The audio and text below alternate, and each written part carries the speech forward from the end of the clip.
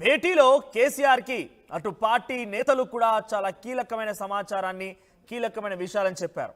కవిత Revanth direction లో పనిచేస్తున్నారని చెప్పి సీనియర్ నేతలు కేసీఆర్ ముందు చెప్పినట్టు తెలుస్తోందట. కవిత పనిచేస్తోంది రేవంత్ డైరెక్షన్ లోనే. ఈ విషయాన్ని సీనియర్లు గంటాపదంగా అటు కేసీఆర్ ముందు చెప్పుకొచ్చారు. కాంగ్రెస్ లో చేరుతారని, మంత్రి పదవి కూడా ఇస్తారని ఆ లీడర్లు చెప్పుకొచ్చారట. కవితకు మంత్రి పదవి వస్తే మనకే లాభం అన్నారట కేసీఆర్.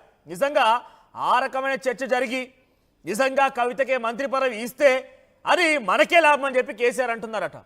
అంటే మరి కేసీఆర్ ఆలోచన ఎలా ఉంది? కేసీఆర్ కవితకి మంత్రి పదవి కాంగ్రెస్ పార్టీలో వస్తే మనకు లాభం అంటున్నారంటే దీని వెనుక ఇంకేదైనా రాజకీయ చాణక్యత ఉందా అనేది కూడా కొంత అనుమానంగా పెద్ద ఎత్తున రాజకీయ వర్గాల్లో చర్చ జరుగుతోంది. కవిత సస్పెన్షన్తోనే పార్టీ నేతలకు భయం కలుగుతుందన్నారు కేసీఆర్. సో కవిత సస్పెన్షన్తో పార్టీ నేతలకు భయం కలుగుతుందంటే ఎవరైనా ఇంకెవరైనా ఈ రకంగా ఎదిరించాలనుకున్నా, ఇంకెవరైనటువంటి ఆలోచన చేయాలనుకున్నా, ఇంకెవరైనా పిచ్చి పిచ్చిగా మాట్లాడాలనుకున్నా కూడా అందరు కూడా ఇదే సమాధానం దొరుకుతుందనేటువంటి భయం కూడా అందరిలో కలిగే అవకాశం ఉందని చెప్పి ఆయన మాట్లాడుకొస్తున్నారు. సో ప్రస్తుతానికి కవిత కాంగ్రెస్లో చేరుతారని, అందులో చేరిన తర్వాత మంత్రి పదవి వస్తుందని ఇప్పటి వరకు కవిత మాట్లాడిన మాటలన్నిటి కూడా డైరెక్షన్ ఇచ్చింది రేవంత్ రెడ్డి అని చెప్పి పార్టీ ముఖ్య నేతలు కేసీఆర్ ముందుంచారట. కేసీఆర్ సమాధానం ఒక్కటే, కవిత గనక కాంగ్రెస్లో చేరి మంత్రి పదవి తీసుకుంటే అది మనకే లాభం అవుతుందని చెప్పి కేసీఆర్ అన్నారట. మా ప్రతినిధి మధు కూడా అలా సిద్ధంగా ఉన్నారు ఫోన్ లైన్లో. మధు, సో ఒక రకంగా మనం అనుకుంటే కవిత ఏ పార్టీ పెడుతుంది, ఎలా వెళ్తుంది అని పక్కన పెడితే సీనియర్ నాయకులంతా కేసీఆర్ దగ్గరికి వెళ్ళి రేవంత్ డైరెక్షన్లోనే కవిత పనిచేస్తోంది ఫస్ట్ పాయింట్, కాంగ్రెస్ పార్టీలో కవిత చేరబోతోంది సెకండ్, అండ్ మంత్రి పదవి కూడా రాబోతుంది థర్డ్ పాయింట్. ఇవన్నిటికీ కేసీఆర్ సమాధానం ఒకటే, మనకే లాభం జరుగుద్ది. ఎలా చూడాలి ఈ క్వశ్చన్ అండ్ ఆన్సర్ని, ఆ నేతల మధ్య జరిగిన చర్చల్ని ఎలా విశ్లేషించాలి? కవిత సస్పెన్షన్ తర్వాత సుదీర్ఘ భేటీ నిర్వహిస్తా ఉన్నారు. సస్పెన్షన్ కి ముందు, సస్పెన్షన్ తర్వాత కూడా జరగబోయేటువంటి పరిణామాలపైన బీఆర్ఎస్ ప్రెసిడెంట్ కేసీఆర్ కాబట్టి సీనియర్ల సలహాలు సూచనలు తీసుకున్నట్టుగా తెలుస్తా ఉంది. దాంట్లో నిన్న భేటీ అయినటువంటి కీలక నాయకుల్లో కొద్ది మంది కవిత గురించి కేసీఆర్ కి కంప్లైంట్ చేసినట్టుగా తెలుస్తా ఉంది. దాంట్లో ప్రధానంగా కొద్దిమంది కవిత సస్పెన్షన్ వేటుకు కొద్దిమంది రీజన్ అయినట్టుగా తెలుస్తా ఉంది. అంటే ఇంకా కాస్త వేచి చూద్దామా, ఏం చేద్దాం అనేటువంటి దానికోసం పెట్టుకున్నటువంటి సమావేశంలో లేదు, ఖచ్చితంగా కవిత పైన వేటు వేయాల్సిందే అనేటువంటిది కొద్దిమంది సలహాలు సూచనలు చేయడంతోనే కేసీఆర్ నిర్ణయం తీసుకున్నట్టుగా తెలుస్తా ఉంది. సొంత కూతురు అయినప్పటికీ కూడా గారాల పట్టైనా కూడా ఈ కఠిన నిర్ణయం తీసుకోవడం వెనుక బీఆర్ఎస్ తో ఉన్నటువంటి కొద్దిమంది సీనియర్ నాయకుల సంబంధించినటువంటి ఇన్వాల్వ్మెంట్, వారి సూచన మేరకే కవిత పైన ఇప్పుడు స్టెప్ తీసుకోకపోతే పార్టీకి ఇంకా నష్టం చేకూరుస్తుంది. ఇమీడియట్ గా ఇంకా మరికొద్ది మంది నోరు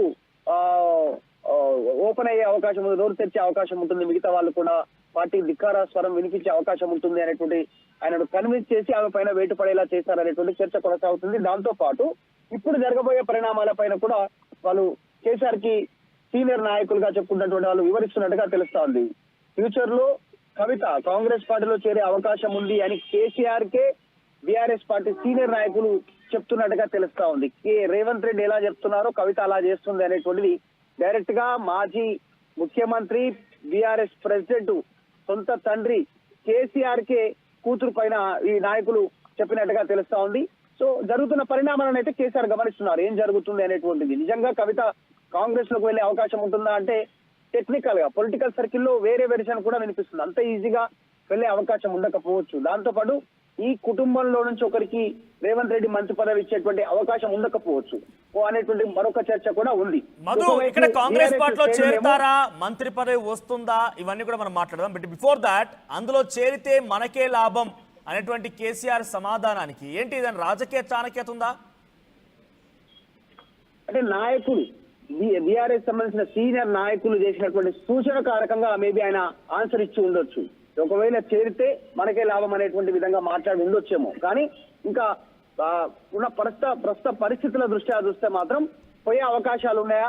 గతంలో నుంచి చర్చ జరుగుతున్నట్టుగా కవిత భుజాల పైన వేరే వాళ్ళు తుపాకీ పెట్టి పార్టీని టార్గెట్ చేస్తున్నారా? ఎందుకంటే నిన్న కూడా చట్టవర్తి రాథోడ్ మాట్లాడారు, గతంలో జగదీశ్వర్ రెడ్డి మాట్లాడారు. సో ఇలా నాయకులంతా కూడా కవిత భుజాల పైన వేరే వాళ్ళు తుపాకీ పెడుతున్నారు. మరి అట్లా తుపాకీ పెడితే కవిత సొంత పార్టీ పైన, సొంత తండ్రి పైన ఆమె ఎక్కుపెట్టేటువంటి అవకాశం కల్పిస్తారా? సో రకరకాల ఈక్వేషన్ చర్చ అయితే కొనసాగుతా ఉంది. ఒకటి మాత్రం స్పెక్యులేషన్ మొదటి నుంచి ఒకటి ఉంది. కవితతో రేవంత్ రెడ్డి మాట్లాడిస్తా ఉన్నారు, ఆమె కాంగ్రెస్ లోకి వెళ్లేటువంటి ప్రయత్నం చేశారు, వెళ్తే మంత్రి పదవి ఇవ్వనున్నారు అనేటువంటి చర్చ అండ్ మంత్రి పదవి కూడా రాబోతుంది. థర్డ్ పాయింట్, ఇవన్నిటికీ కేసీఆర్ సమాధానం ఒకటే, మనకే లాభం జరుగుద్ది. ఎలా చూడాలి ఈ క్వశ్చన్ అండ్ ఆన్సర్ ని, ఆ నేతల మధ్య జరిగిన చర్చల్ని ఎలా విశ్లేషించాలి?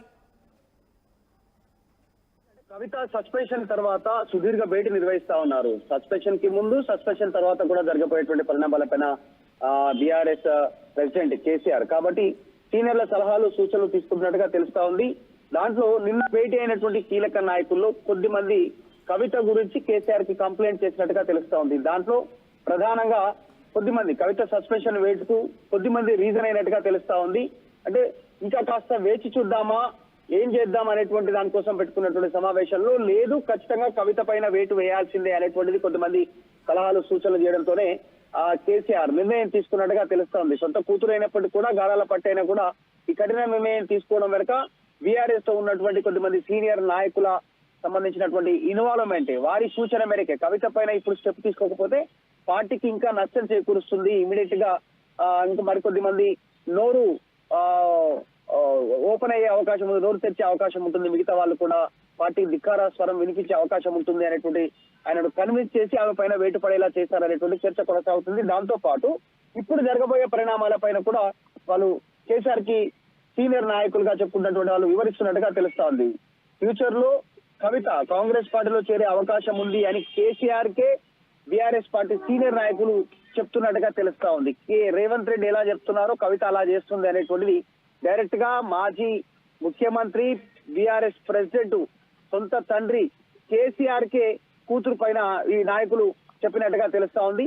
సో జరుగుతున్న పరిణామాలను అయితే కేసీఆర్ గమనిస్తున్నారు, ఏం జరుగుతుంది అనేటువంటిది. నిజంగా కవిత కాంగ్రెస్ లోకి వెళ్లే అవకాశం ఉంటుందా అంటే టెక్నికల్ గా పొలిటికల్ సర్కిల్లో వేరే వెర్షన్ కూడా వినిపిస్తుంది, అంత ఈజీగా వెళ్లే అవకాశం ఉండకపోవచ్చు. దాంతో పాటు ఈ కుటుంబంలో నుంచి ఒకరికి రేవంత్ రెడ్డి మంత్రి పదవి ఇచ్చేటువంటి అవకాశం ఉండకపోవచ్చు అనేటువంటి మరొక చర్చ కూడా ఉంది. మధు, ఇక్కడ కాంగ్రెస్ పార్టీలో చేరుతారా, మంత్రి పదవి వస్తుందా, ఇవన్నీ కూడా మనం మాట్లాడదాం. బట్ బిఫోర్ దాట్, అందులో చేరితే మనకే లాభం అనేటువంటి కేసీఆర్ సమాధానానికి ఏంటి, ఇదని రాజకీయ చాణక్యత ఉందా? అంటే నాయకులు బీఆర్ఎస్ సంబంధించిన సీనియర్ నాయకులు చేసినటువంటి సూచన కారకంగా మేబీ ఆయన ఆన్సర్ ఇచ్చి ఉండొచ్చు. ఒకవేళ చేరితే మనకే లాభం అనేటువంటి విధంగా మాట్లాడి ఉండొచ్చేమో. కానీ ఇంకా ఉన్న ప్రస్తుత పరిస్థితుల దృష్ట్యా చూస్తే మాత్రం పోయే అవకాశాలు ఉన్నాయా?